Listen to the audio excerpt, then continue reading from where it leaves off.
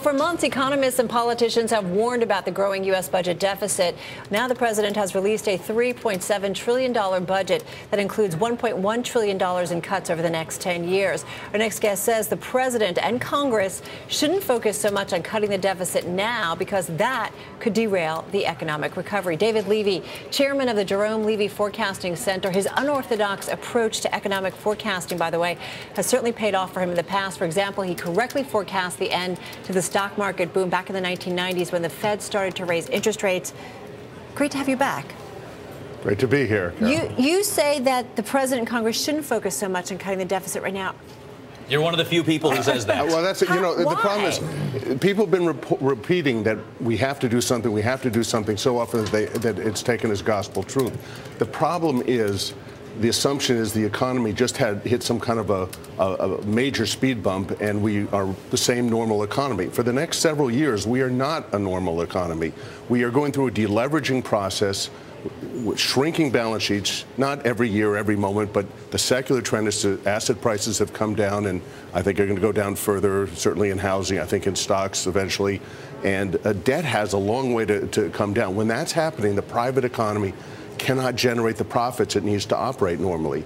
Basically, if you're not expanding balance sheets, you're not creating wealth, and corporate profits are part of that increase in wealth. What's holding the economy together, keeping profits going, is we're pumping wealth from the public sector to the private sector in the form of these deficits. So let me ask you, I think about this obviously all the time when we talk about, budgets that offer small amounts of cuts, like the one that just came out of Washington, or even when we talk about budgets that offer huge cuts, like Rand Paul's. What would happen? For example, take the discretionary spending that we're talking about now, a small slice of the budget. Both the Republicans and Democrats are talking about cutting it. Probably wouldn't have a great effect on the deficit. But what will happen to the U.S. economy? Well, again, it's all a matter of numbers. And a lot of it is, are things that actually are scheduled to happen without any action. For example, we have a $120 billion payroll tax increase this year. Well, payroll tax cut, which is one of the things that I think is supporting the economy in the first half of this year. That's going to go out of existence unless someone decides to extend it. No one's talking about doing that I know of. On January 1st, You're saying 2012. we still need this kind of stimulus. Are we that fragile, David, still? Yeah, here's the thing. If you look at the flows of funds that account for the movement of profits through the business sector, and this is an equation that's just like saving investment. It's a matter of basic arithmetic. There's no just soft theory to it. You see that the private sector's role, you put all the private sector elements, they've been negative for the first time since the 1930s and just getting back up to about neutral.